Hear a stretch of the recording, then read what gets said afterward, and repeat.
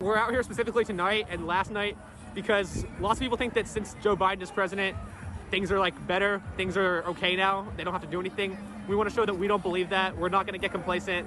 We're still going to try to help people as much as possible, no matter who's president. Why are you out here? What are you passionate about? I'm passionate about reform. I'm passionate about changing things and believing in change. I'm passionate about abolishing places that put kids in cages. Having Joe Biden as president doesn't change things for you? No. How come? Because it's still president, it's still government. It's not gonna change. I mean, Kamala Harris is still a cop. Joe Biden is still the president, and it's not gonna change. But he has a different philosophy towards different things. It's still the same political system, and the system that is the issue. I'd like to see complete change. What are the main issues for you? Immigration, education, and defunding the police. I want to see Medicare for all. I want to see funding pulled away from police departments and funneled into organizations within communities that actually help build up the communities, rehabilitation centers for people who have addictions, communities where the houseless can get off of the streets and get back on their feet and be able to live in homes instead of in tents. Immigration is, to me, a non-issue. We are in a world of absolute abundance. There is so much wealth in this country that is not being distributed to the people. It is being hoarded by a small percentage of people who exploit their workers.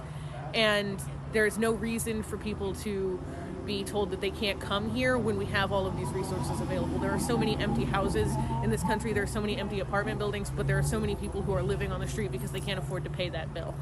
And I don't think that that's reasonable. I don't think it's rational, and I don't think it's moral at all. But with Joe Biden as being president, that doesn't change your mindset at all. Like in terms of Until I see the tangible changes that come with his administration, I keep him at an arm's length. The Democratic Party and the Republican Party are two branches of the same tree, and I think that we need a forest.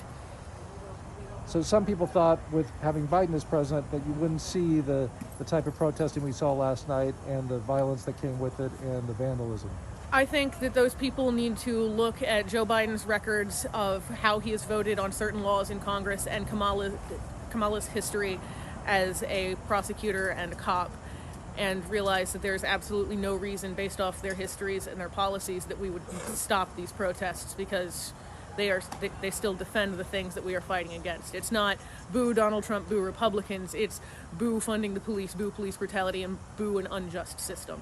And what do you make of the vandalism that occurs? I don't do vandalism myself, but destruction of property is a fundamentally American form of protest dating back to the Boston Tea Party, and I'm not here to tell somebody else how to protest. Do you think there should be? I think it's up to the individual. If that is what you think you have to do to get your point across and show your government that that's where you stand, then by all means, you do you. I've seen some vandalism that is absolutely gorgeous street art. I've seen some that the penmanship leaves something to be desired, but it's not my place to police someone's protest. But busting out windows and breaking glass and those kinds of things? In comparison to the issues that we are protesting, those seem like very small problems to me. There is a lot of anger and rage, and there's a lot of hopelessness in people my age and people I know who feel like no matter how you vote, no matter what you do, they're not listening. A riot is the language of the unheard.